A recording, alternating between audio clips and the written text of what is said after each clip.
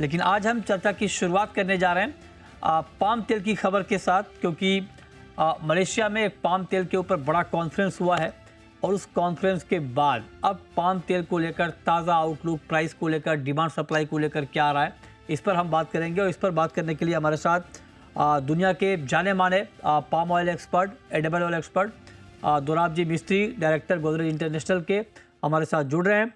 Sir, बहुत स्वागत है आपका हमारे साथ जुड़ने के लिए। और क्योंकि आपसे जब बात होती है तो हमें पता नहीं चलता कि आप सिंगापुर में हैं कि लंदन में हैं कि मलेशिया में हैं। तो अभी कहाँ हैं सर आप? मैं सिंगापुर में हूँ और पिछले कोई दिन कुआलालंपुर कॉन्फ्रेंस में मैंने अपना पेपर प्रेजेंट किया। आज सिंगापुर में हूँ बिल्कुल सर। और तो आपको मिलने से बहुत खुशी हुई। हाँ, थैंक यू सर। और जब भी आप हमारे साथ होते हैं तो हमें बहुत अच्छा लगता है। जो हमारे ऑडियंस है बहुत अच्छा रिस्पांस देते हैं आपके इंटरव्यू को। तो अब मेरा पहला सवाल, चूंकि आपका पेपर था वहाँ पर, अब आप बताइए सर कि अब यहाँ से आगे पाम तेल का मार्केट कैसा रहने वाला है? क्या पाम तेल के दाम यहाँ से अब घटने वाले हैं?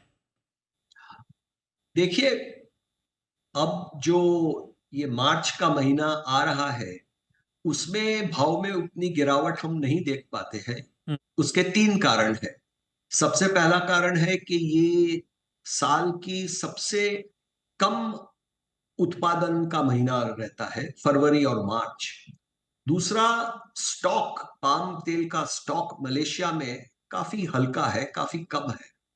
और तीसरा कारण है कि ये रमजान का महीना आ रहा है और रमजान के महीने में खास तरीके से जो पाम के प्लांटेशन पे मजदूर काम करते हैं, वो मुसलमान होते हैं, रमजान का पालन करते हैं। और जब पूरे दिन में वो खाते नहीं तो उनकी काम करने की ताकत थोड़ी कम हो जाती है और फिर वो छुट्टियां पे भी जाते हैं, अपने गांव जाते हैं। तो इसलिए प्रोडक्शन कम होता रहता है। तो ये 3 कारण के लिए मैं मानता हूं कि मार्च के महीने में भाव में गिरावट नहीं आएगी। अगर आएगी थोड़ी बहुत तो ये कंज्यूमर के लिए अच्छा है।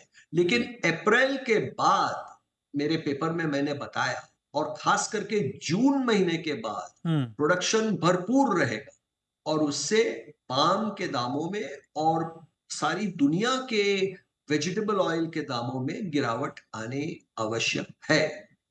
अच्छा, तो आप कह रहे हैं कि जून के बाद पाम तेल की कीमतों में और बाकी ऑयल में भी गिरावट आएगी, क्योंकि उसके बाद प्रोडक्शन बढ़ेगा। मुझे याद है कि जो पिछला फोरकास्ट था आपका, जो आपने मार्च तक के लिए मेरे ख्याल से दिया था, 4,000 से 4600 रिंगिट के आसपास, 4600, उसी रेंज में मार्केट घुमाया। अभी भी 4600 रिंगिट के आसपास ही है।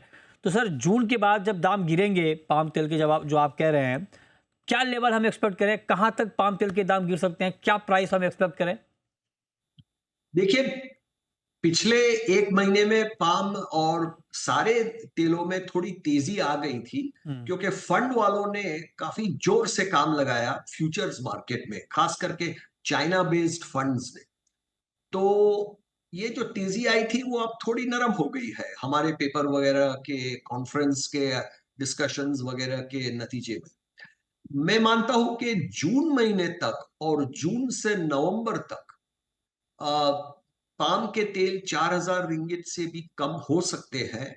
और उस गिरावट में दाम 3,600 तक गिर सकते हैं।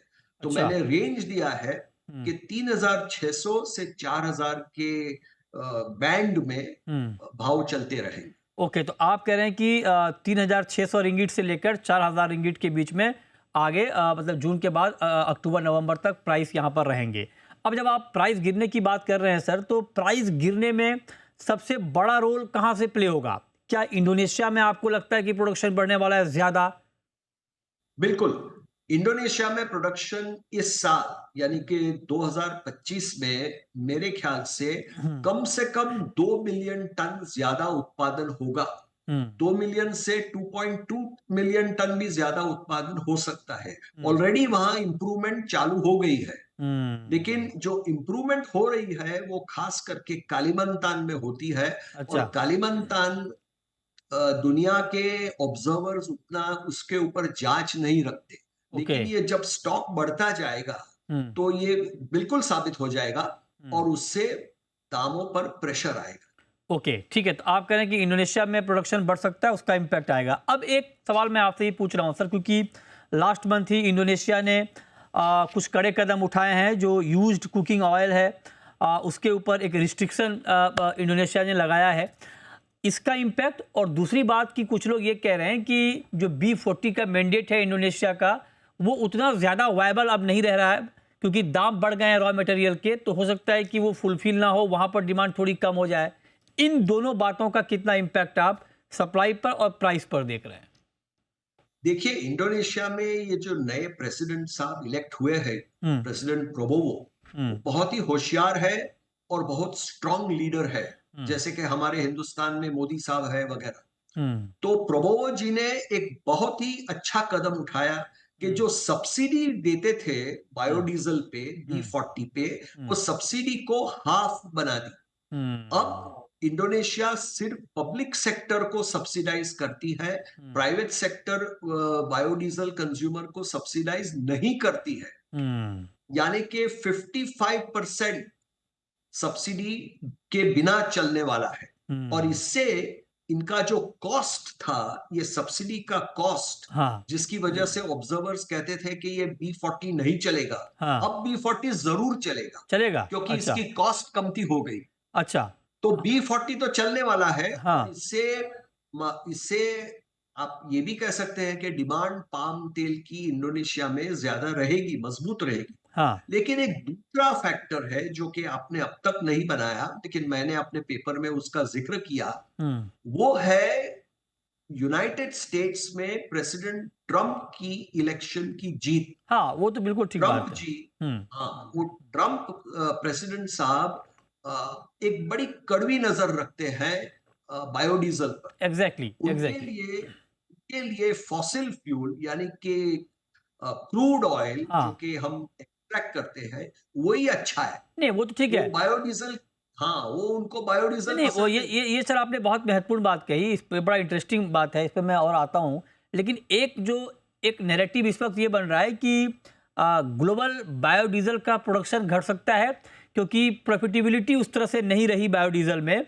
और इसीलिए आप देखिए कि इंडोनेशिया में B40 को लेकर सवाल खड़े हो रहे हैं। ब्राज़ील में आप देखिए कि जो B40 से B15 पर ब्राज़ील शिफ्ट हो रहा था, उसको मार्च से इंप्लीमेंट करना था, उसको टाल दिया है। तो मतलब क्या ये सिग्नल है सर कि ग्लोबल बायोडीजल का मार्केट, जो बात अभी आपने ट्रंप का जिक्र किया, ट्रंप तो कहते हैं ड्रिल बेबी ड्रिल, दुनिया का सबसे बड़ा कंज्यूमर भी है और प्रोड्यूसर भी है। तो अगर वहां पे कच्चे तेल का प्रोडक्शन बढ़ता है, और आते ही उन्होंने इमरजेंसी लगा दी। तो आप बताइए कि इन तमाम बातों के बीच क्या बायोडीजल का फ्यूचर थोड़ा सा आपको डार्क दिख रहा है?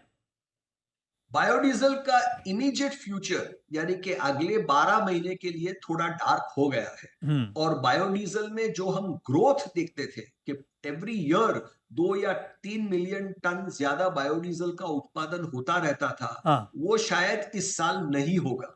मैंने हम्म। खुद अपना एस्टिमेट 3 मिलियन से 2 मिलियन कर दिया। हम्म। लेकिन अब मुझे ऐसा भी लगता है कि अगर ट्रंप साहब बिल्कुल जैसे बोलते हैं वैसा करेंगे, हाँ, और ये बड़ा प्रश्न है क्योंकि ट्रंप जी जो अलग अलग बात बिल्कुल ठीक बात है। दिन में भी चेंज अपना माइंड करते हाँ, रहते हैं। बिल्कुल ठीक बात है। हाँ।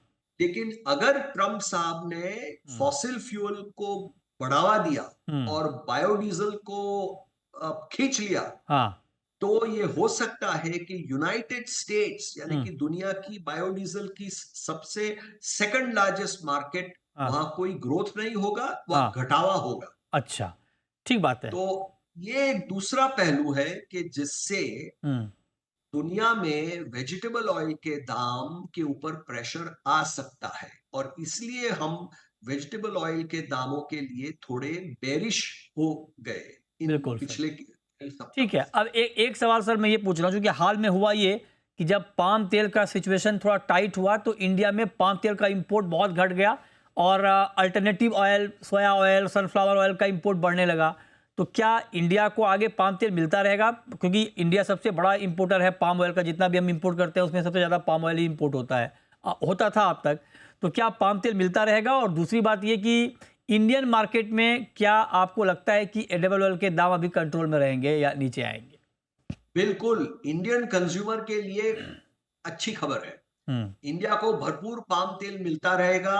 हम्म। इंडिया के लिए बड़े चॉइस है, सोया लो, सन लो, पाम लो। मैं तो अनुमान करता हूं कि थोड़ा रेपसीड ऑयल भी कनाडा से आना शुरू हो जाएगा। मैंने अपने पेपर में जिक्र किया कि हम्म। कनोला सीड के ऊपर ट्रंप साहब टैरिफ डालने वाले हैं। हाँ। कनोला ऑयल के ऊपर टैरिफ ऑलरेडी लग चुकी है। हाँ।